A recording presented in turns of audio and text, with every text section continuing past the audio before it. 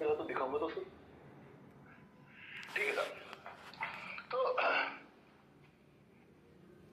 Dermatology हम usually कैसे पढ़ते हैं? हम डिजीजेस पढ़ते हैं। मैंने भी आपसे पूछा भी, आपने मुझे डिजीजेस लिख के बताया कि सोरियासिस पढ़ाओ और ये पढ़ाओ और वर्सिकुलर पढ़ा दो।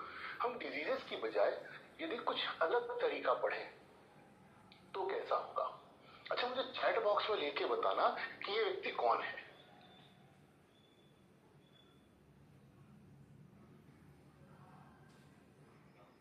पक्का सबको पता है? वो कोई जरूरी नहीं कि गांधी जी हो सकता है मेरा चौकीदार हो सकता है मेरे खुद के दादाजी का फोटो। भाई ऐसा थोड़ी कि हर बिपाल वाला डंडे वाला इंसान गांधी जी हो। पर अगर मोटे तौर पे मान के चले कि अगर किसी फोटो में एक बड़े बड़े कान वाला बिना बालों वाला डंडे वाला इंसान है तो ऑल चांसेस आर वो गांधी जी ही होंगे। इसे हम कहते हैं पैटर्न रिकॉग्निशन। यही पैटर्न रिकॉग्निशन यदि हम डर्मेटोलॉजी में अप्लाई करें, हम पहचानने की कोशिश करें कि अगर ये है तो ये हो सकता है, तो हम बहुत सारे डायग्नोसिस बना सकते हैं। ऑब्वियसली 100% टाइम्स हमारा डायग्नोसिस सही नहीं होगा, पर फिर भी मैं कहता हूँ ऑलमोस्ट 80% टाइम्स आपके 80% डायग्नोसिस सही होंगे। तो हम डर्मेटोलॉजी को डिजीज वाइज पढ़ने की जगह फ्रेमवर्क से पढ़ेंगे। तो आगे से जब भी आपके पास कोई मरीज आएगा तो आप एक मंत्र पढ़ेंगे अपने मन में। क्या मंत्र है? आप किसी भी धर्म के उसको पढ़ सकते हैं। वो मंत्र है रंग रूप समय कहां और खुजली। फिर से, जैसे ही मरीज आया आपके पास, बोले साहब पैर में ये हो रहा है, चमड़ी में ये हो रहा है, आपके दिमाग में 5 आने चाहिए, रंग रूप समय कहां खुजली। ठीक है, इससे आप डायग्नोसिस तक पहुंचने की कोशिश करेंगे। ये 5 प्रश्न आपके दिमाग में हमेशा आने चाहिए। इन्हें बिल्कुल अपने मन में छाप के रख लें ताकि आप रैंडमली नहीं स्क्रॉल करें कि क्या डायग्नोसिस हो सकता है। अभी दिक्कत क्या होती है कि हम इमेज देखते हैं और हम अपनी मेमोरी से सोचने की कोशिश करते हैं कि ऐसी इमेज हमने कहां देखी थी, शायद सोरियासिस था तो ये भी सोरियासिस होगा। नहीं, हम एक सिस्टम से चलेंगे। तो रंग रूप समय कहां खुजली का मतलब होता है कि जब भी कोई व्यक्ति आपको कोई डिजीज दिखाता है, कोई लीजन दिखाता है, तो आपकी पहली निगाह जाती है उसके रंग पे। फिर आप देखते हो कि हाँ ये शायद लाल है, सफेद है, काला है। फिर आप देखते हो कि वो उठा हुआ है, गोल गोल है, छोटा छोटा है, बड़ा बड़ा है। फिर आप उससे पूछते हो कि अच्छा कब से हो रहा है। 1 मिनट में सब हो जाता है। मुझे पढ़ाने में 1 घंटा लगेगा, पर आपको 1 मिनट लगना है पढ़ने में। कि कब से हो रहा है तो कहेगा अभी कल परसों से हुआ है या 6 महीने से हुआ। फिर लोकेशन तो आपने देख ही ली है। फिर आप पूछोगे अच्छा खुजली होती है इसमें और क्या तकलीफ होती है साथ में, और उससे आपका डायग्नोसिस बन जाएगा। तो ये 5 शब्द आपको याद रखने हैं, रंग रूप समय कहां खुजली। इनमें से सबसे पहली चीज है, डर्मेटोलॉजी में कोई भी पेशेंट आपके पास कुछ भी लेके आता है तो पहली निगाह आपकी होती है लीजन के कलर पे। कई लीजन्स में आपको 2 कलर्स दिख सकते हैं, कई लीजन्स में आपको मल्टीपल कलर्स भी दिख सकते हैं, लेकिन एक डोमिनेंट ह्यू, एक डोमिनेंट कलर आपको दिखता है। It could be red, it could be white, it could be black. Most of the lesions are in one of these 3 categories. Lesions are either red or they are black. जब मैं red कह रहा हूं तो उसमें pink और red के सारे शेड्स आ जाएंगे। जब मैं ब्लैक कहूंगा तो उसमें ब्लैक आ जाएगा, बहुत डार्क ब्राउन आ जाएगा और इवन ग्रे भी आ जाएगा। जब मैं व्हाइट कह रहा हूं तो एब्सोल्यूट मिल्की व्हाइट, जिसको आप कहते हो विटिलिगो जैसा, या कि हाइपोपिगमेंटेड, कि स्किन का रंग तो है पर थोड़ा सा हल्का पड़ गया है, वो भी आ जाएगा। ठीक है, तो जब भी आप देखते हो तो आपको 3 तरह के कलर्स दिखाई देते हैं। और ये 3 तरह के रंग आपको क्या बताते हैं? जब भी कोई स्किन का लीजन आपको रेड कलर का दिख रहा है या रेडिश ह्यू पे दिख रहा है, पिंकिश दिख रहा है, आपके दिमाग में पहली चीज ये आनी चाहिए कि इसमें कोई एक्टिव लीजन है, कोई एक्टिविटी घट रही है, कोई घटना घट रही है। बचपन में पढ़ा था 3rd ईयर की पैथोलॉजी में, इन्फ्लेमेशन के क्या साइंस होते थे, र्यूमॉर, ट्यूमर, पेलॉर, ड्रॉर और फंक्शिया लेसियो। वैसे ही अगर कोई लीजन रेड दिख रहा है तो ये मान के चलो कि यहाँ कोई एक्टिविटी घट रही है। जैसे या तो कोई इंफेक्शन हुआ रखा है इसको, या इन्फ्लेमेशन हो रहा है, या कोई एलर्जिक रिस्पॉन्स आ रहा है। हम साथ साथ हैं। अगर लीजन रेड कलर का दिख रहा है तो ये मान के चलो कि एक्टिव है, शायद कोई इन्फेक्शन हो सकता है, नहीं तो इन्फ्लेमेशन हो रहा है। इन्फ्लेमेशन का फर्क पता है ना? और या कोई एलर्जिक रिस्पॉन्स आ रहा है, कोई हिस्टामिन वाली रिएक्शन चल रही है। ठीक, इतना सा, मुझे कोई डायग्नोसिस नहीं पता, पर रेड देख के मेरे दिमाग में ये आ गया। और अगर वो लीजन रेड नहीं है, अगर वो लीजन व्हाइट है, तो आपके दिमाग में आना चाहिए कि यहाँ या तो पिगमेंटेशन कोई इश्यू चलता है। पिगमेंटेशन का इश्यू मतलब कि स्किन का पिगमेंट कम होता जा रहा है या पूरा गायब हो गया है, या फिर कोई चीज ऐसी है जो व्हाइट कलर की स्केल्स प्रोड्यूस कर रही है। ये दो ही कारण हो सकते हैं आमतौर पे कि जब लीजन व्हाइट होगा। तीसरा, लीजन ब्लैक हो सकता है। अगर ब्लैक है तब भी आप मान के चलो कि या तो ये पिगमेंटेशन का इश्यू है। Most of the time 90% time pigmentation का इश्यू है कि पिगमेंटेशन बढ़ गया है। वो कहते हैं वो मेलानिन नाम की चीज होती है, तो मेलानोसाइट्स की एक्टिविटी बढ़ गई है, वो ज्यादा मेलानिन बना रहे, ऐसा कुछ हो रहा है। तो अगर लीजन बहुत डार्क कलर के हैं तो पिगमेंटेशन बढ़ गया है, लाइट कलर के हैं तो पिगमेंटेशन कम हो गया है, और अगर रेड कलर के हैं तो कोई एक्टिव रैश चल रही है। यहां तक समझ में आया? आगे चले। तो इतनी सी ही बात है, तो ये भी समझ में आता है कि कौन से लीजन्स रेड कलर के नहीं हो सकते। जैसे क्या क्या चीजें रेड नहीं हो सकती? नाम अगर तुमने सुने हो, नाम नहीं भी आते हो तो फर्क नहीं पड़ता, पर ये जो हो रखा है गर्दन में, एक्यांथोसिस नाइग्रिकेंस, ये क्यों होता है? लिपिड प्रोफाइल डिरेंज होती है, डायबिटीज होती है, इंसुलिन रेजिस्टेंस होता है, उसके कारण गर्दन काली हो जाती है। यहाँ कोई इन्फेक्शन नहीं है, कोई इन्फ्लेमेशन नहीं है, कोई हिस्टामिन रिलीज नहीं चल रही है, पिगमेंट बढ़ रहा है। विटिलिगो क्यों होता है? पिगमेंट कम हो जाता है। मिलास्मा क्यों होता है? पिगमेंट बढ़ जाता है। जो पिगमेंट वाली चीज है वो रेड हो ही नहीं सकती, क्योंकि इनमें कोई इन्फ्लेमेशन नहीं है, कोई इन्फेक्शन नहीं है, कोई हिस्टामिन रिलीज नहीं चल रही है। इसका उल्टा बात करें तो रेड कलर की चीजें कौन कौन सी हो सकती है? अभी मैं आपको कोई नाम नहीं सिखा रहा हूँ, कोई डायग्नोसिस नहीं सिखा रहा हूँ, आप अपने आप डायग्नोसिस बना के सिखाओगे मुझे। जैसे इसकी बात करें, क्या है? कुछ भी हो सकता है, मुझे पता, हो सकता है फंगल हो सकता है एक्जिमा हो।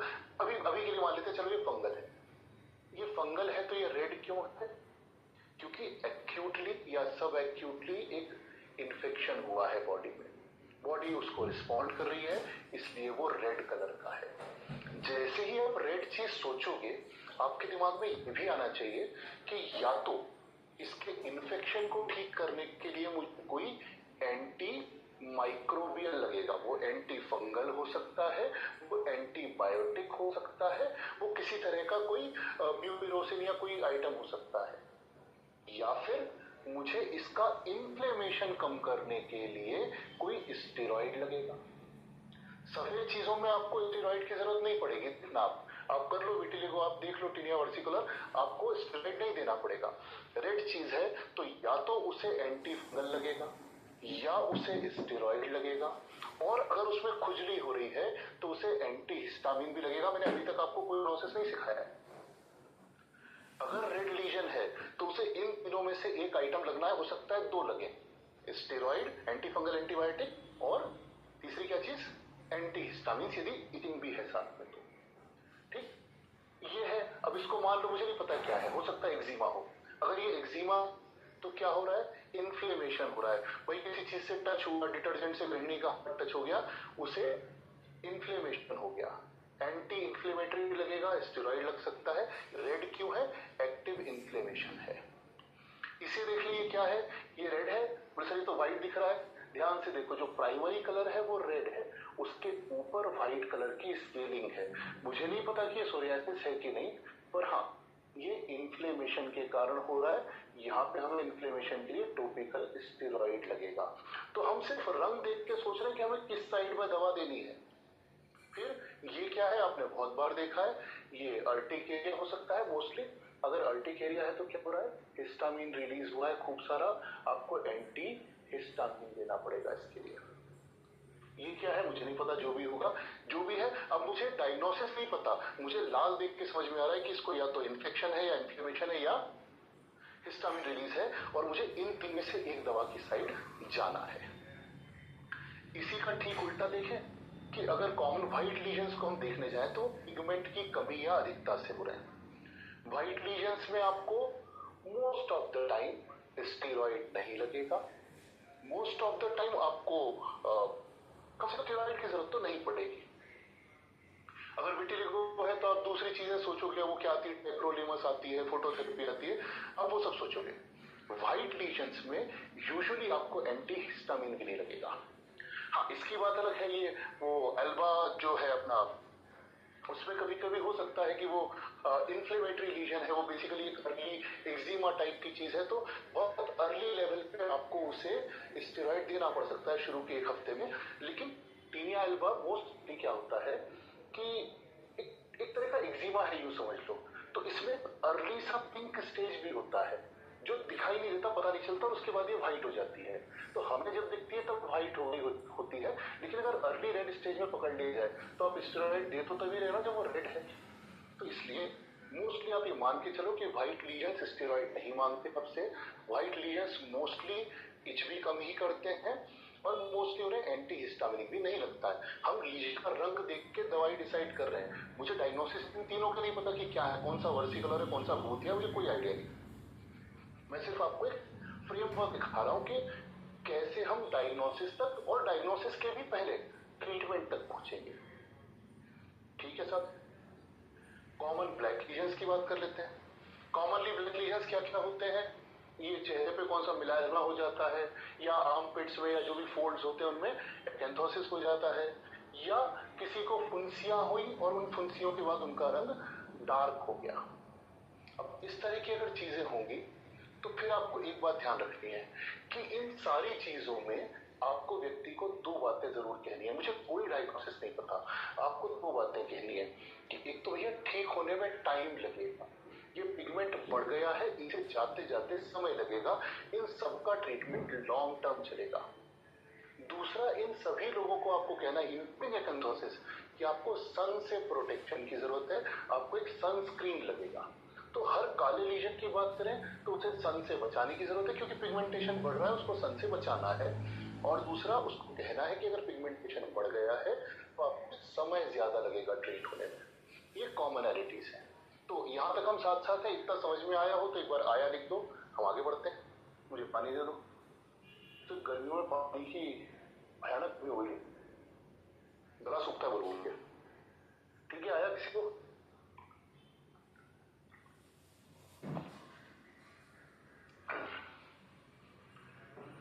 ठीक है साहब, अब हम आते हैं रंग से रूप कि लीजन दिख कैसा रहा है। रंग तो हमने देख लिया कि लाल रंग का था। अब आपने डर्मेटोलॉजिस्ट को देखा होगा कि वो बड़ी बड़ी शब्द लिखते हैं जो हमें बिल्कुल नहीं आते। हमें सारे एक से लगते हैं कि macule, papule, plaque, patch, vesicle, bulla सब एक सा लगता है। अगर मैं पूछने भी जाऊं, यदि मैं तुमसे भी डिफाइन करवाने जाऊं तो तुम शायद वेसिकल की डेफिनेशन ठीक लिख पाओगे, वरना सब कंफ्यूजिंग है।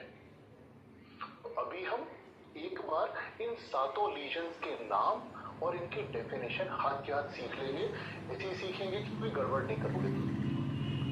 बीमारियां तो तुम्हें किताबों में 10 जगह पढ़ने को मिल जाएंगी, पर इस अप्रोच के बाद जब बीमारी पढ़ोगे तो उसका अलग मजा होगा। तो पहला शब्द क्या है? मैक्यूल और पैच। अब यूं समझो कि अगर बिना आंख वाला कोई व्यक्ति स्किन पे हाथ रखे और उसे कोई फर्क नहीं पता चले तो वो मैक्यूल है या पैच है। ये स्किन से उठा हुआ नहीं होगा, सब कुछ वैसा का वैसा है, बस स्किन का कलर बदल गया है। या तो वो रेड हो गया है, वो व्हाइट हो गया है, वो ब्लैक हो गया है, लेकिन छूने पे पता नहीं चल रहा। अगर मैं आंख बंद करके टच करूं तो मुझे नहीं पता चलेगा कि ये क्या है।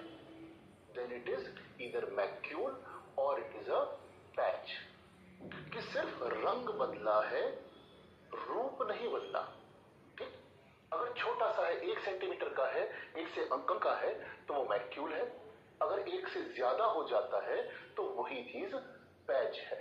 आए समझ में? छूने में पता नहीं चलता, सिर्फ देख के बता सकते हो कि हाँ यहाँ चकत्ता बन गया है।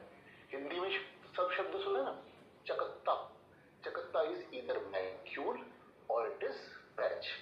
स्किन का रंग बदला है, शेप नहीं बदला। ऊपर कुछ नहीं उठा, कोई गोला नहीं उठा, कोई उभार नहीं उठा, कोई फुंसी नहीं हुई, कोई फोड़ा नहीं हुआ, इट इज चकत्ता। तो दोनों चीजों को देखेंगे कि क्या है। अगर ये 1 सेंटीमीटर से कम का है तो ये मैक्यूल है, 1 सेंटीमीटर से ज्यादा का है तो ये पैच है। पर ध्यान से देखो, यहाँ उठाव भराव कुछ नहीं दिख रहा तुम्हें, सिर्फ रंग बदला है। This could be black, this could be white, this could be any colour. It is either a macule और अ पैच। आया समझ में? कई बार दोनों तरह के लीजन्स होते हैं कि ऐसा भी होता है और वैसा भी होता है, वो भी हम देख लेंगे।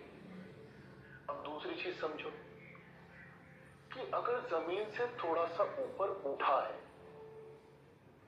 छोटा सा या बड़ा, लेकिन जमीन से ऊपर भार है और सॉलिड गोल भार है, then it is either a papule or it is a plaque. या तो पैप्यूल है या वो प्लाक है।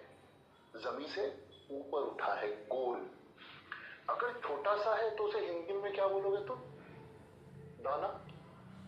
तो दाना इज पैप्यूल, चकत्ता इज मैक्यूल या पैच। छोटा चकत्ता मैक्यूल, बड़ा चकत्ता patch. Papule is either a दाना एंड प्लाक इज, उससे बड़े को क्या बोलते हो तुम लोग? हमारे गांव में उसको ददोड़ा कहते, तुम क्या कहते हो? बोल रहे थे नहीं, थोड़ा इज डिफरेंट। ददोड़ा मैंने सुना है, और तुम क्या कहते हो? और क्या हिंदी शब्द है उसके? जरा लिख के दिखाओ चैट में, तुम लोग क्या कहते हो? किलो शरीहन। धफ्फड़ इज डिफरेंट, धफ्फड़ इज मोर लाइक अर्टिक एरिया, पर ठीक है। तो जो चीज जमीन से उठ गई है, छोटी सी है, तो दाना, तो आदमी कहता है ना मेरी पीठ पे बहुत सारे दाने हो रहे हैं, तो दे आर ईदर पैप्यूल और they could be something else, may be pustules.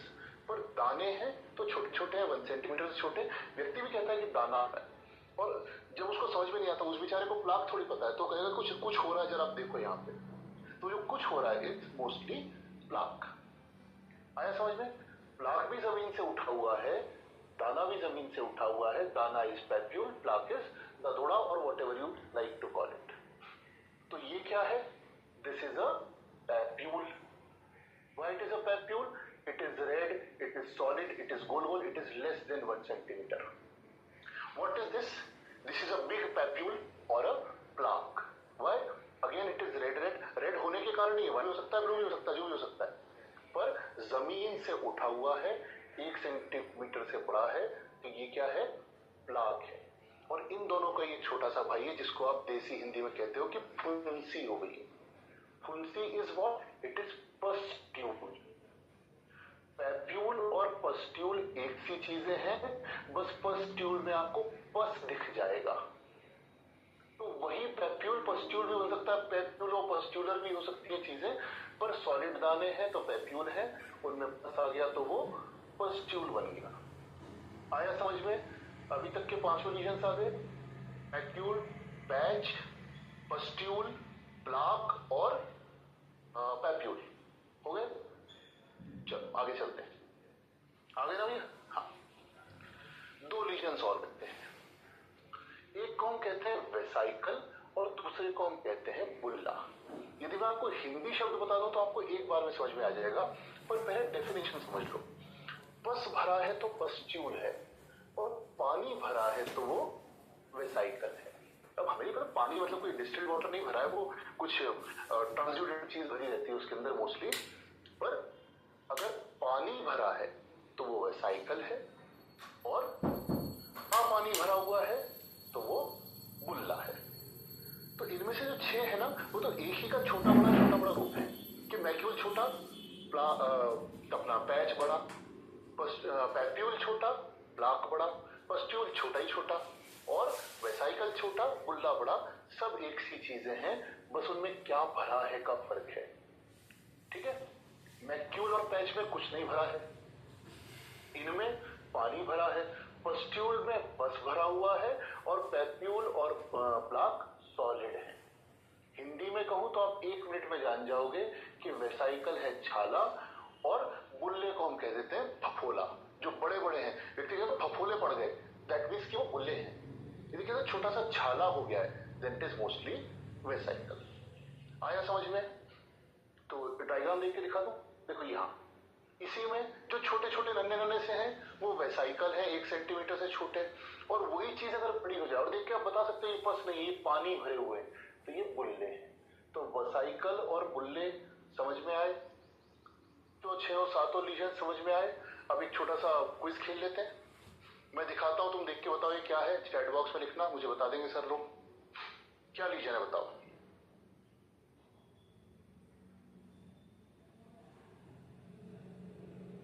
मुझे इसमें पस नहीं दिखाई दे रहा, मैं वही कह रहा हूं, मुझे इसमें पस दिखाई नहीं दे रहा। एक पस वाला था, मैंने इसको क्रॉप करके हटा दिया। ठीक है, आया सबको समझ में पैप्यूल है? ठीक है, अब चेंज कर रहा हूं, हाँ पेप्यूल वाला हटा दो। अब ये बताओ कौन सा है, ये क्या है? तुम इसको कुछ भी लिख सकते हो, मैंने सेंटीमीटर नहीं बताया है।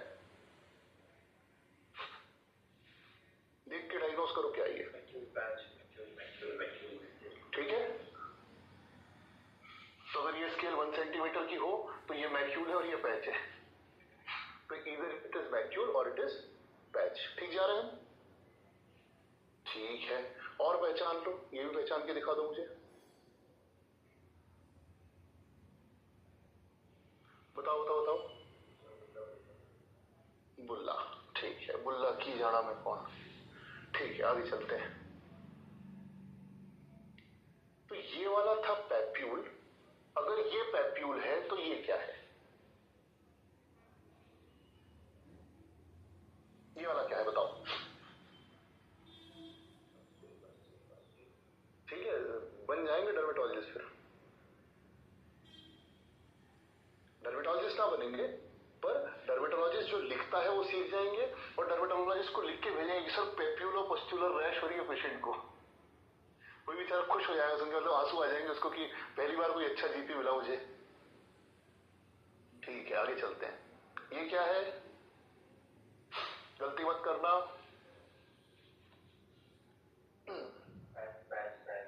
क्या बात है, तो कहीं ये गलत जवाब नहीं आ रहा कहीं से? अब ये बता दो फाइनल।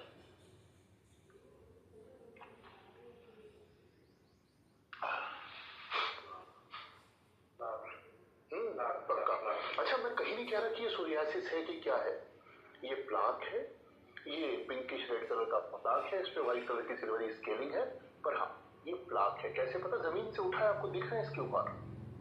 ठीक है, सीख गए, सब सीख गए। चल, तो दो चीजें सीखी हमने, रंग रूप। अब तीसरी चीज सीखते हैं, समय। समय तो बड़ा ही आसान है सीखने में। आमतौर पे स्किन की चीजें या तो व्यक्ति 7 दिन के अंदर लेके आ जाता है कि हाँ कल हुआ आज आ गया, या फिर हफ्ता 10 दिन उसको पकाता है घर में अपने हिसाब से। जो पुरानी ट्यूब पड़ी होती है, जो पिताजी को लिखी थी किसी ने, वो लगा के आता है, तो वो सब एक्यूट रहता है। और या उसको बीमारी वर्षों से रहती है, कभी कभी फ्लेयर अप होती है तो आपको दिखाता है, या वो इसको इग्नोर करके चलता है, कभी कभी दिखा देता है। तो lesions can be either acute और सब एक्यूट और क्रॉनिक। अब इसमें देखना कि जो भी लीजन्स हिस्टामिन वाले होंगे, एलर्जी वाले होंगे, वो सब एक्यूट हो जाएंगे। कि साहब ये खाया था और अचानक मुझे ये पित्ती उछल आई, दाफड़ हो गई, या अर्टिकेरिया हो गया, वो व्यक्ति आपके पास 7 दिन रुक के नहीं आएगा, वो आ जाएगा। हाँ, किसी किसी को होता है क्रॉनिक, जो बार बार होता रहता है, रिलैप्स हो रहा है, वो अलग बात है, वो क्रॉनिक है। पर हिस्टामिन वाले लोग आपके पास तुरंत आएंगे। जिसको भी लीजन में साथ में खुजली है या पेन है, वो आपके पास 7 दिनों के अंदर आ जाएगा। हर्पीज जोस्टर वाला 7 दिन के अंदर आपके पास आ जाएगा। एलर्जी वाला आपके पास 7 दिनों में आ जाएगा। आईबीआर जिसको कहते हैं इंसेक्ट बाइट रिएक्शन, वो आपके पास 7 दिन के अंदर आ जाएगा। तो अगर कोई व्यक्ति कहता है सब कल परसों से ही हुआ है, उसके पहले ठीक था, then you can think again it is red है और एक्यूट है, तो या तो हिस्टामिन का खेल हो रहा है या इन्फ्लेमेशन का खेल हो रहा है, और वो भी एक्यूट है। अब आप सोच सकते हो कि इसको एंटी हिस्टामिनिक देनी है या स्टेरॉइड देना है या क्या करना है। फंगल वाले मोस्टली आपके पास 7 दिनों के अंदर नहीं आते, वो उसे पकाते हैं, वो आपके पास हफ्ते 2 हफ्ते में आते हैं कि साहब काफी दिनों से हो रहा था, अभी बड़ा होने लगा तो मुझे चिंता हुई, या पहले खुजली कम थी अब बढ़ गई। ठीक है, इन्फेक्शन वाले लोग या इन्फेस्टेशन वाले लोग, स्केबीज वाले आपके पास आ जाएंगे 7 दिनों के अंदर कि 2-4 दिन से खुजा रहा था, कल रात से बहुत बढ़ गई खुजली। क्रॉनिक वाले आपके पास आते रहेंगे, वो डॉक्टर बदल बदल के आते रहेंगे, साहब पहले 3 को दिखा चुका हूं, उनसे ठीक नहीं हुआ, अब आप देखो। तो क्रॉनिक में आपको क्रॉनिक एक्जिमास मिल जाएंगे, क्रॉनिक में आपको विटिलिगोस मिल जाएंगे। सफेद और काले लीजन्स मोस्टली आपको क्रॉनिक मिलेंगे। रेड लीजन स्पेशली क्या बर्निंग रेड लीजन्स आपको हमेशा एक्यूट मिलेंगे। सब एक्यूट में आपको मिक्स्ड चीजें मिलेंगी। तो आप स्किन का रंग, रूप और समय देख के बहुत सारी चीजें गेस कर सकते हो। तो अगर मैं अभी से भी आपसे पूछना शुरू कर दूं पहेली, तो आप बताने लग जाओगे मुझे, पर हम वो पहेली और थोड़ा सा एंड में पूछेंगे। तो रिंगवर्म सब एक्यूट हो जाएगा, अर्टिकेरिया मोस्टली एक्यूट हो जाएगा, एलर्जिक रिएक्शंस हमेशा एक्यूट आएंगी आपके पास, विटिलिगो हुए या आपके सोरियासिस हुए, ये सब आपके पास क्रॉनिकली आएंगे। तो 3 चीजें आपने सीखी। अब चौथी हम चीज सीखेंगे, खुजली, यानी कि इच। पेशेंट को इच हो रही है कि नहीं हो रही है, कहां पे मैं आखिरी में जाऊंगा। चौथी चीज हम सीखेंगे, इच। कुछ लीजन्स हैं जो इच नहीं करेंगे। जैसे अब आप खुद बता दो मुझे कि कौन सा लीजन इच नहीं करेगा। जिस लीजन में पिगमेंटेशन की प्रॉब्लम है, चाहे विटिलिगो हो जाए चाहे मिलाज्मा हो जाए, एक में बढ़ गया है एक में घट गया है, क्या इनमें खुजली होगी? नहीं होगी। फॉर दैट मैटर लेप्रेसी वाले में भी नहीं होगी। आमतौर पे व्हाइट लीजन्स में इच कम ही होती है, वर्सी कलर में थोड़ी बहुत हो जाती है, पर मोस्टली व्हाइट लीजन्स में खुजली नहीं होती, क्योंकि खुजली हिस्टामिन है, और जब हिस्टामिन निकलेगा तो लीजन भी रेड होगा। तो व्हाइट लीजन्स खुजली नहीं करेंगे। नॉन इची लीजन्स कौन से होंगे? जिनमें पिगमेंटेशन का खेल हो रहा है, जिनमें किसी भी तरह का पिगमेंटेशन बढ़ रहा है या घट रहा है। तो vitiligo will be non itchy, for that matter leprosy will be non itchy. Versicolor कहते हैं कि थोड़ा थोड़ा इच करता है, पर mostly it is not very itchy. ये अकंथोसिस नहीं खुजली करेगा। फिर पोस्ट इंफ्लेमेटरी हाइपर पिगमेंटेशन, फुंसी हुई थी, एक्ने हुए थे और वो सूख गए और काले पड़ गए, उनके दाग पड़ गए। क्या झाइया कहते हैं? नहीं, झाया इस मिलाजमा। क्या कहते हैं? उनके जो मुहासों के दाग हो जाते हैं, वो जो एड में कहते हैं मुहासों के जो दाग होते हैं, वही post inflammatory hyperpigmentation, they are non itchy. Melasma is obviously non itchy. Psoriasis में इच होता है, कभी कभी होता है, पर फिर भी बहुत ज्यादा इची नहीं हुआ। एक्यूट फ्लेयर अप्स में ज्यादा इची हो जाता है। ठीक है साहब। लेकिन कुछ लीजन्स ऐसे हैं जो अपनी खुजली से ही पहचान में आते हैं, जैसे स्केबीज। स्केबीज की पहली पहचान ही इच है। क्यों? वो कीड़ा जाएगा, वहां पे अंडे दे देगा और फिर आपकी बॉडी रिएक्ट करेगी और हिस्टामिन निकालेगी और आप खुजाओगे। फिर अर्टिकेरिया, अगेन हिस्टामिन हिस्टामिन, आपको खुजली से ही पहचान में आएगा। एक्जिमा, ये आपको खुजली से पहचान में आएगा। फिर इंसेक्ट बाइट रिएक्शन, ये आपको खुजली से पहचान में आएगी, और रिंगवर्म भी आपको खुजली से पहचान में आएगा। ये सभी चीजें इची है। क्यों? क्योंकि हिस्टामिन रिलीज कर पा रही है। इसलिए जिस भी चीज में खुजली हो रही है उसमें आपको रात को सोते समय एक एंटी हिस्टामिन दे दो तो अच्छा है। सोते समय दे रहे हो तो एटारेक्स जैसी चीज दो, क्या हाइड्रोक्सीजिन होता है उसमें। और अगर दिन में देना है तो बिलास्टीन या फेक्सोफेनाडिन, एलेग्रा 180 की या 120 की या बिलास्टीन, इनमें से कोई चीज दे सकते हो। तो व्यक्ति इची लीजन लेके आया है, भले इनमें से कोई भी है, तो आप उसे दिन के समय यदि उसे ऑफिस जाना है, ड्राइव करना है, तो बिलास्टीन या दूसरी फेक्सोफेनाडिन में से कोई एक चीज दे दो। सोते समय देना है तो सेट्रिजिन दे दो, हाइड्रोक्सीजिन दे दो। वैसे मुझे पर्सनली ऐसा लगता है कि जिन दवाइयों से नींद अच्छी आती है उनसे इच भी ज्यादा अच्छी मिटती है। खैर, साइकोलॉजिकल हो सकता है क्योंकि आप सो गए खुजाते खुजाते। ठीक है साहब। तो आखिरी चीज पे आते हैं, विच इज लोकेशन। और कई लीजन्स अपनी लोकेशन से पहचान में आते हैं। जैसे आपके पास मरीज आके बोले कि साहब देखो ये कोहनी पे क्या हो रहा है, आपके दिमाग में तुरंत एक शब्द दौड़ेगा कि यार ये एक्सटेंसर सरफेस पे हो रहा है। तो कुछ चीजें हैं जो एक्सटेंसर्स पे ही होती हैं, जैसे सोरियासिस। ठीक है। कुछ चीजें हैं जो फ्लेक्सरल सरफेस पे होती हैं, जैसे कुछ डर्मेटाइटिस है, वो फ्लेक्सरल सरफेस पे होते हैं, फ्लेक्सर्स पे होते हैं। फिर सन एक्सपोज्ड एरिया में कुछ चीजें होती हैं, जैसे फोटो सेंसिटिविटी रिएक्शन होती है कि आपने कोई टेट्रासाइक्लिन चल रहा है या कोई फ्लोरोक्विनोल 1 चल रहा है और आप उसको खा के धूप में निकल गए, और आपको जहां जहां पे सन पड़ता है, यानी ये जो गले का वी है, जो आपका चेहरा है, अगर आप फुल शर्ट पहनते हो तो इससे बाहर का हिस्सा, जहां जहां पे सन एक्सपोजर हो रहा है वहां पे आपको लीजन्स आ जाएंगे सन एक्सपोज्ड एरिया में। ठीक है। तो अगर कोई व्यक्ति कह रहा है कि मेरे टमी पे लीजन है या मेरी बैक पे लीजन है, तो वो सन एक्सपोज्ड एरिया में नहीं, आपको समझ में आया कि कुछ और हो सकता है। ठीक है। कुछ लीजन्स ऐसे हैं जो एक पर्टिकुलर स्ट्रेट लाइन फॉलो करते हैं। ऐसा कहते हैं कि कोई पेड़ की डगाल आपको टच हो गई, क्लासिकली किताब में पॉइजन आइवी का लिखते थे कि कोई पेड़ की डगाल आपको टच हो गई तो उतने हिस्से में एक सीधी लाइन बन जाएगी। या चप्पल पहनने से कोई पर्टिकुलर लीजन हो जाता है कॉन्टैक्ट डर्मेटाइटिस का, जो आपके पैरों की उंगलियों के बीच में हो रहा है, तो आप लोकेशन देख के बता सकते हो कि ये कहां पे हो रहा है। गृहिणियों को हाथ में डर्मेटाइटिस होते हैं, वो डिटर्जेंट वाले सारे, या वो बिंदी का डर्मेटाइटिस हो जाता है। तो ये सारी चीजें एक पर्टिकुलर लोकेशन से भी आप पहचान सकते हो कि व्यक्ति को क्या हुआ होगा। यदि कोई कहता है फिंगर वेब्स में हो रहा है, तो फिंगर वेब से क्लासिकली एक चीज शुरू होती है जो स्केबीज है, यहां से शुरू होगी, फिर यहां जाएगी, फिर यहां जाएगी, फिर यहां जाएगी, फिर यहां जाएगी, एक सर्कल बनाएगी। क्या हर्बर का सर्कल कहते हैं उसको? हाँ, एवरा का। कोई इतने पढ़े लिखे थोड़ी है। फिर कुछ लीजन्स हैं जो ग्रॉइंस में और पसीने वाली जगहों में होते हैं, ऑब्वियसली आप जानते हो कौन से। तो मोटे तौर पे यदि आपको डायग्नोसिस में कुछ नहीं आता हो, मैंने आपको अभी तक कोई बीमारी सिखाई नहीं है, बीमारी भी सिखाऊंगा अभी बाद में, अभी तक मैंने आपको कोई बीमारी नहीं सिखाई है, पर यदि आप बीमारी को इस दृष्टिकोण से देखो, मेरे तरीके से देखो, तो आपको बहुत सारा आइडिया हो गया कि इसके भीतर क्या घट रहा है। आपको ज्यादा दिमाग लगाने की जरूरत नहीं कि इसको लाइकेन प्लेनस है या सोरियासिस है। आपको मोटा मोटा आइडिया होना शुरू हो गया है कि इसके अंदर क्या घट रहा है। इसमें इन्फ्लेमेशन हो रहा है, या स्केलिंग हो रही है, या मैक्यूल बन रहे हैं, या पैप्यूल बन रहे हैं, या पिगमेंटेशन की प्रॉब्लम है। You can think in those terms. अभी मैं आपको सिर्फ यही सिखाना चाहता हूं। देखो, कोई किसी को घंटे भर में डर्मेटोलॉजी नहीं सिखा सकता। मेरा ही डर्मेटोलॉजी का कोर्स है जो कम से कम 40-50 घंटे का है, और अभी भी उसमें कुछ लेक्चर्स ड्यू हैं। पर हम डर्मेटोलॉजी के प्रति एक अप्रोच डेवलप कर सकते हैं। तो इतना भी जो हमने सीखा है ना, उससे हम 2-4 चीजों को सॉल्व करके देखते हैं।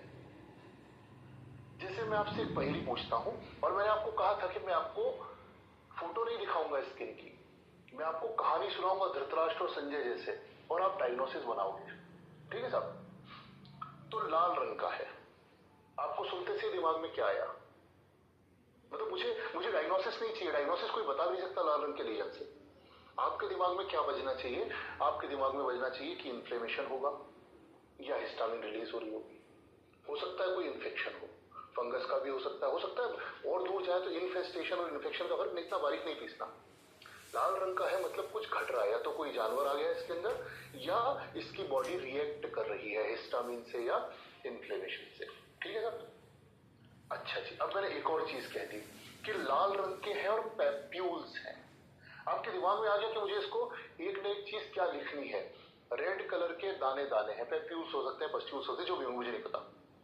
सब एक्यूट है। मरीज कहता है कि साहब अभी 2-4 दिन से ही तकलीफ शुरू अभी आया हूं, आपका डायग्नोसिस बनना शुरू हो गया होगा अभी, और मैं एक शब्द और लिखूंगा और बन जाएगा। अगर अब भी ना बनाओ, अपन फास्टेस्ट फिंगर फर्स्ट खेलेंगे इसमें। अगर अब भी डायग्नोसिस नहीं बना हो तो आखिरी शब्द लिखूंगा, और मुझे कम से कम 100 जवाब चाहिए। अभी कितने लोग बैठे? 4000 लोग बैठे। तो 4000 लोगों में मुझे कम से कम 400 जवाब तो चाहिए, तब तो मुझे लगेगा कि हाँ सिखा दिया मैंने लोगों को। आ रहा जवाब सर? बिना देखे स्किन का डायग्नोसिस अति हुई है तो ठीक जा रहे सर। तो फोटो दिखाने की जरूरत है क्या मुझे? नहीं है। फोटो देख के तुम क्या ही बता दोगे? It is more about how to approach a disease, how to approach a diagnosis. ठीक है साहब? अगला खेल है। अब मैं एक एक करके नहीं दिखाऊंगा, एक साथ दिखाता हूं। बिल्कुल तैयार है ना?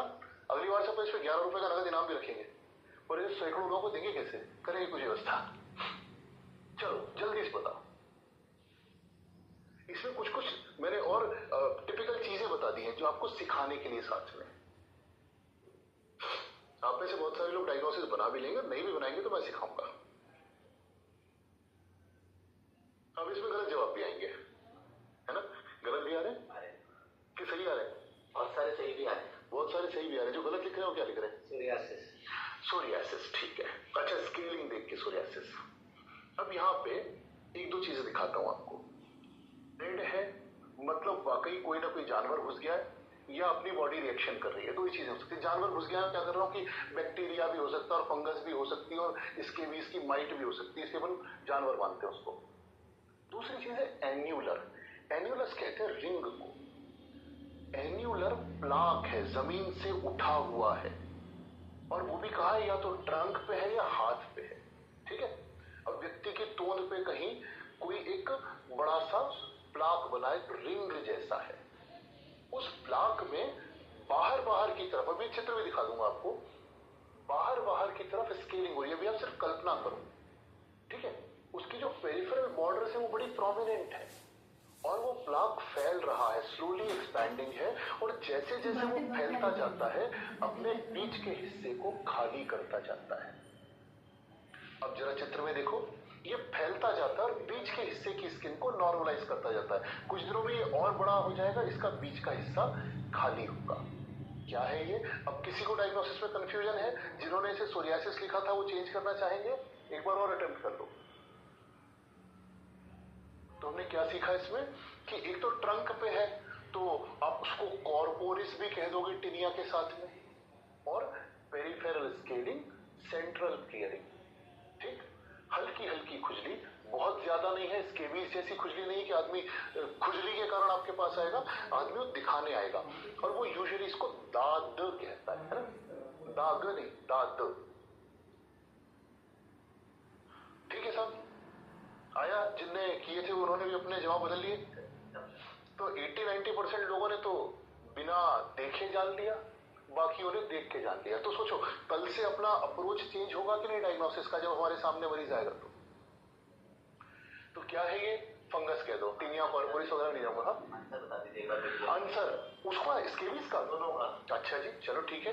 पिछला वाला स्केबीज है, इसमें कोई कंफ्यूजन नहीं है, फिंगर वेब्स में होता है। हमें कुछ छोटे छोटे पैप्यूल्स दिख रहे हैं और कुछ इन्होंने खुजा रखे हैं, तो स्क्रैच मार्क्स भी दिख रहे हैं हमें।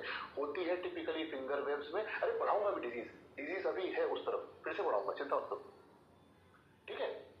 ये टीनिया कॉर्पोरिस कह सकते हो इसे आप, फंगस है मोस्टली, ठीक है। अब हम थ्योरी पढ़ाते कैसे पढ़ाते हैं कि टीनिया कॉर्पोरिस एक फंगस है जो डर्मेटोफाइट है, और डर्मेटोफाइट से जो होते हैं वो डर्मेटोफाइटोसिस होते हैं। लेकिन एक और चीज होती है जो कहीं आपको हो जाती है, जो ईस्ट से होती है। ईस्ट एक अलग तरह की फंगस है, डर्मेटोफाइट। अरे भैया देना क्या ये बता, एंटी फंगल लगाना है, टोपिकल लगाना है, ठीक है, सही जा रहा है, आगे चलो। अपने को डायग्नोसिस सीखना, अपने को जीपी बनना है, अपने को पर्चा लिखना, 2 मिनट में इलाज करना पड़ता है जीपी में। चलो बताओ,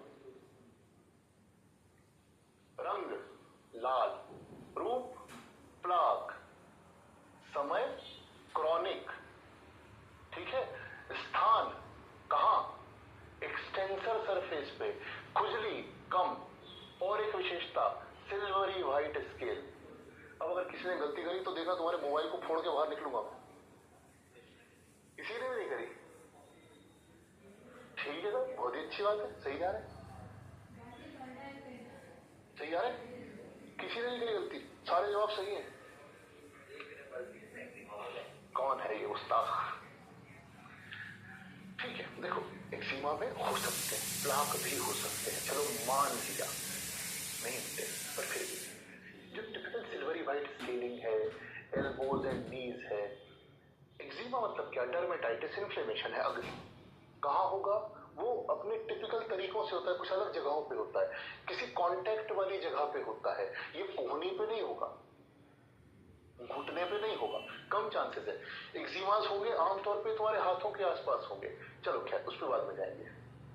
और एक आखिरी आखिरी आखिरी आखिरी, क्योंकि इतने सारे लाल हो गए थे, एक सफेद कर देते हैं। बताऊंगा कुछ नहीं। तो रंग कैसा है? व्हाइट है। रूप कैसा है? फ्लैट है और मैक्यूल्स हैं। अब तुम कंफ्यूज हो गए इसमें, हम उस पर आगे बढ़ेंगे। खुजली बिल्कुल नहीं कर रहे, धीरे धीरे बढ़ता जा रहा है। लोकेशन बड़ी क्रिटिकल है कि या तो ये ओरल यहां इसके आसपास होता है, या एक्रल मतलब ये हाथों के किनारों की तरफ होता है, जहां आपकी बॉडी एंड हो रही होती है उस तरफ होता है, हाथों की उंगलियों के पास या पैरों की उंगलियों के पास। और स्केलिंग बिल्कुल नहीं है। मैंने एक निगेटिव चीज लिख के तुम्हें वर्सी कलर से बचा भी दिया।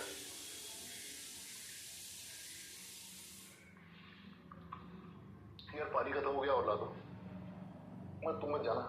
अच्छा है, और ठीक है ठीक है ठीक है, चलेगा। कोई जवाब आया?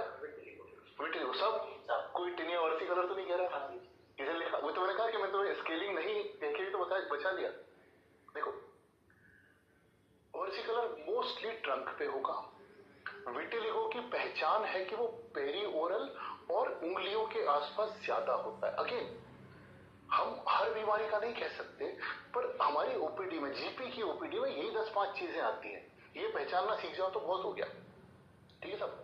तो वर्सिकुलर यूजुअली ट्रंक पे होगा।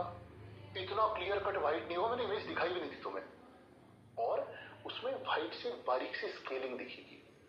थोड़ा थोड़ा खुजाएगा पर ज्यादा नहीं खुजाएगा। अच्छा, एक और बात, ये इतने बड़े बड़े सारे तो पैच है, पर आमतौर पे जो शुरू होता है, यदि तुम देखोगे ना, किसी के हाथ को देखोगे, तुम्हें बारीक बारीक से छींटे पड़े दिखेंगे, छोटे छोटे से। वो जुड़ जाते हैं और वो पैच बन जाते हैं। पर मोस्ट ऑफ द टाइम ये डिजीज जब शुरू होती है तो मैक्यूल्स से होती है। हाँ, रख दे, नहीं रख दे। डिजीज जब शुरू होती है तो मैक्यूल्स से होती है, पैचेस भी होते हैं। तो यहां थोड़ा सा कंफ्यूज कर रहा था। तो यहां तक हम साथ साथ हैं? ठीक है?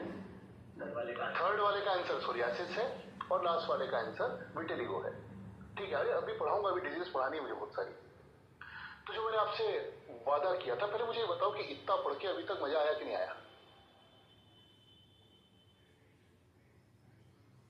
आया हो तो ए लिख सकते हो, मजे के लिए म लिख सकते हो। नहीं तो अगर कोई अगर ये कहना चाहे कि पहली बार ऐसे पढ़ती डर्मेटोलॉजी, तो 1 भी लिख सकते हो।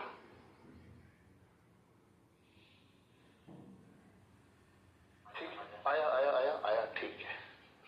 अब जैसा मैंने शुरू में कहा था कि ये ट्रेलर है, पिक्चर बहुत बड़ी है इससे। तुम सोचो कि अगर करीब 45-50 मिनट की पढ़ाई में तुम इतना सारा सीख सकते हो, तो यदि ईमानदारी से कोई तुम्हें पढ़ाए और ईमानदारी से तुम पढ़ लो, तो तुम कितना सीख सकते हो? कैपेबिलिटी तुम में है। तुम खुद ही कह रहे थे कि हमें ये सब पढ़ाओ, और तुम खुद ही ये सारे डायग्नोसिस बनाए दे रहे हो। और अभी हमें स्किन पढ़नी बाकी है, अभी तो क्लास समझो 3/4 भी नहीं हुई है। और तुम अगर इतना सीख गए हो, तो प्रॉब्लम तुम्हारे सीखने के तरीके में नहीं थी, लोगों के सिखाने के तरीके में थी। शायद तुम्हें टीचर्स उतने अच्छे ना मिले। मेरा काम लोगों को जनरल प्रैक्टिस सिखाना है, और जिस चीज का मैं ट्रेलर कह रहा था, उसी का मेरा जो पूरी पिक्चर है, उसका नाम है परफेक्ट प्रैक्टिशनर कोर्स। मैं लोगों को, तुम लोगों को 1 साल में परफेक्ट प्रैक्टिशनर बनाना चाहता हूं। मैं तुम्हें एक एवरेज कंफ्यूज्ड जीपी से एक कॉन्फिडेंट परफेक्ट डॉक्टर बनाना चाहता हूं।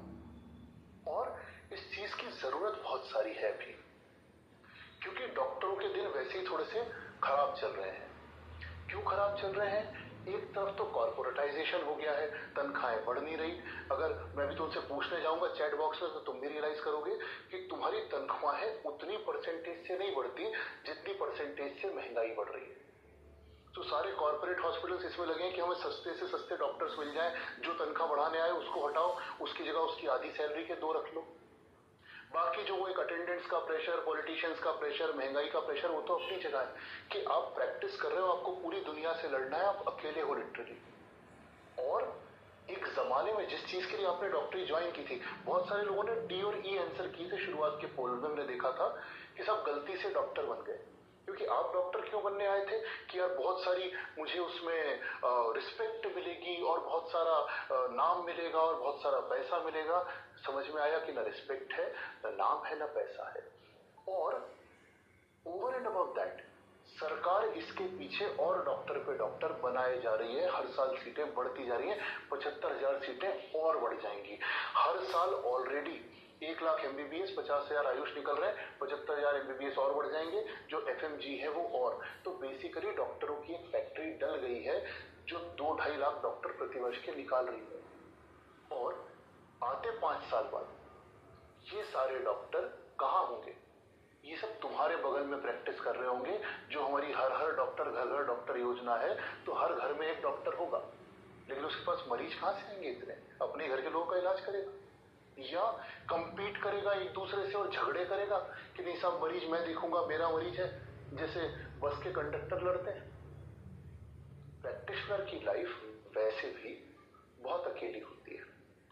आपको कोई पूछने को नहीं होता। एक बार आप कॉलेज से पढ़ के बाहर निकल गए ना, तो आपको कोई हेल्प करने वाला नहीं होता, कोई सपोर्ट करने वाला नहीं होता। आप अपना क्लिनिक अकेले खोलते हो, अकेले बैठते हो, और मरीज आपसे एक्सपेक्ट कर रहा है कि आपको 19 सब्जेक्ट आते होंगे और आप 100 रुपए की फीस में उसका डायग्नोसिस, ट्रीटमेंट सब बना दोगे, कोई जांच नहीं लिखोगे और कोई गड़बड़ नहीं करोगे और दवाई भी जेनरिक लिखोगे और वो ठीक भी हो जाएगा। लेकिन जरा भी गड़बड़ होती है तो आपके ऊपर आती है।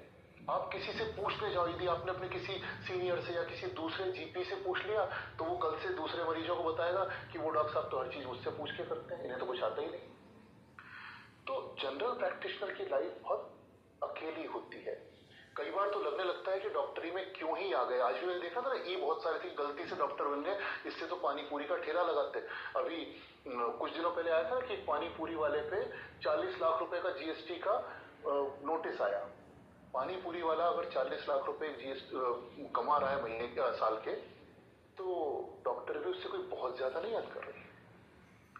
बट देन इतनी दुखद स्थिति भी नहीं है, लोग बढ़ते जा रहे हैं, लेकिन अल्टीमेटली वो चलेगा जिसके पास नॉलेज होगा, अल्टीमेटली वो चलेगा जिसके पास स्किल होगा।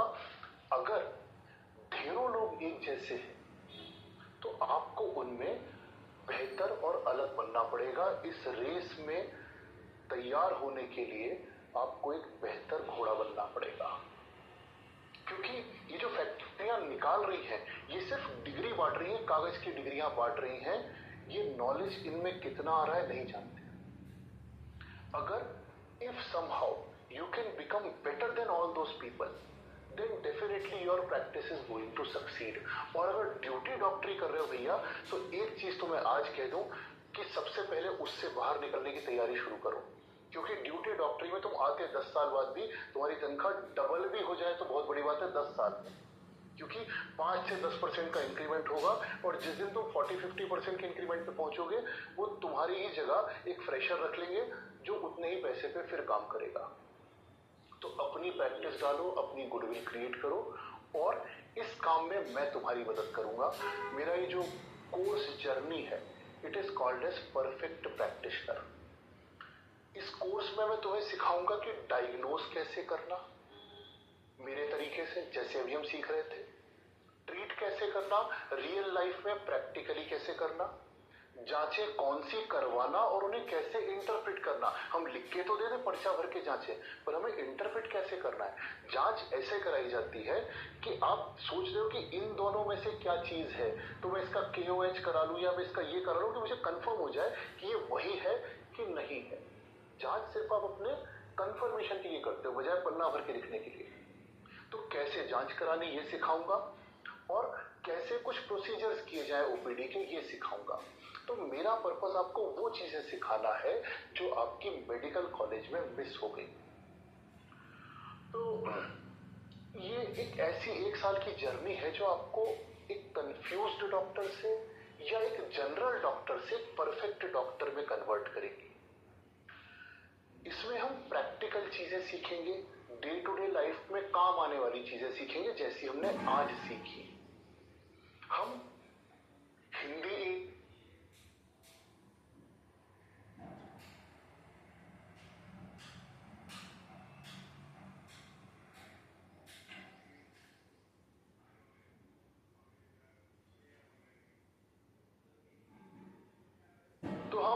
हिंदी इंग्लिश मिक्स में चीजें सीखेंगे, और हम आपके साथ साथ आपको पढ़ने में हेल्प करेंगे, इंप्लीमेंट करने में हेल्प करेंगे।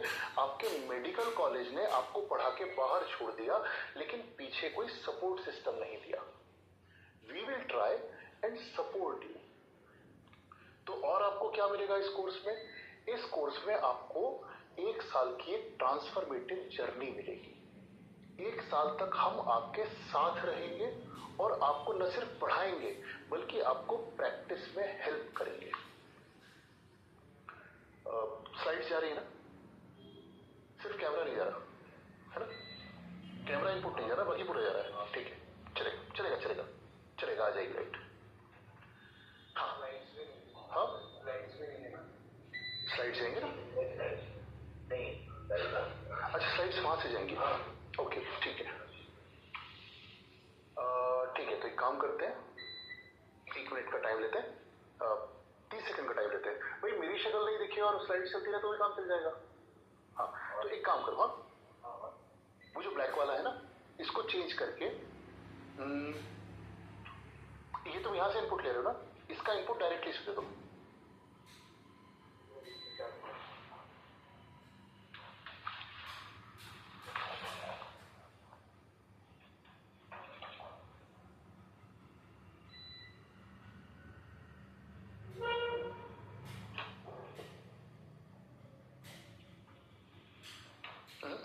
नहीं नहीं, इसमें से इनपुट लेके और कैप्चर कार्ड में दे दो। ये वाला इसको वापस ले लो अंदर। हाँ वापस लो अंदर। लैपटॉप का इनपुट तुम्हारे पास वीमिक्स में वैसे भी जा रहा है ना, ठीक है ना, तो वीमिक्स को उसमें दे दो। क्या परेशान हो रहे हैं यार तुम?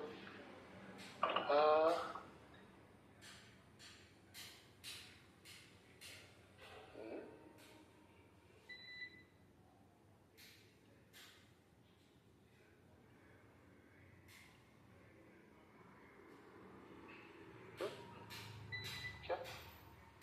और इसको सबसे ऊपर डाल दो। 4 पे जाएगा, 1 पे जाएगा। हाँ ठीक है, स्लाइड्स आ गई। हाँ तो डायग्नोसिस तो दिखाई देंगे सारे, ठीक है चलने दो। हाँ ठीक है ना, बहुत है 15 मिनट को, इतनी देर का लेक्चर भी नहीं चाहता। ठीक है साहब, तो कहां तक पहुंचे थे हम पहुंचे थे परफेक्ट प्रैक्टिशनर पे। हम पहुंचे थे कि इसकी ईएमआई रहेगी, हाँ हमने ईएमआई की बात भी नहीं की थी अभी तक। तो हम पहुंचे थे 1 ईयर जर्नी पे, और इस कोर्स को मैं आपको ऑफर करूंगा 3000 रुपीज पर मंथ की ईएमआई पर। आपको 3000 रुपीज पर मंथ देने हैं 12 महीने तक, 1 साल तक। 1 साल तक हम आपको पढ़ाएंगे, हम आपको सपोर्ट करेंगे, और न सिर्फ इतना, 1 साल के बाद ये सारा कंटेंट आपके पास हमेशा लाइफ टाइम के लिए अवेलेबल रहेगा। ठीक है, मेरा ऑडियो जा रहा है ना? ठीक है, तो 1 साल के बाद ये सारा कंटेंट आपके पास हमेशा लाइफ टाइम के लिए अवेलेबल रहेगा।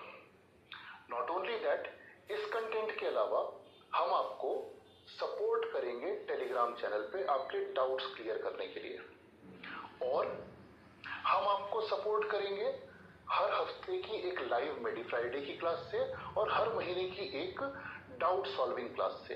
आज जितने भी लोग ज्वाइन करेंगे उनका एक बैच बनाया जाएगा, जिसे हम परफेक्ट प्रैक्टिशनर बैच कहेंगे। उस बैच को हम जैसे स्कूलों में ट्रीट किया जाता है वैसे ट्रीट करेंगे। हम लोग आपको स्कूल के बच्चों जैसा पढ़ाएंगे, पूछेंगे और डांटेंगे कि तुमने अभी तक पढ़ाई क्यों नहीं की। तो इस कोर्स को यदि आप लेना चाहते हो तो तभी लेना कि जब आप पढ़ने के लिए तैयार हो। ऐसा नहीं कि आप यदि लेके खरीद के रखना चाहते हो तो रख लें। देन और आपको क्या क्या मिलेगा?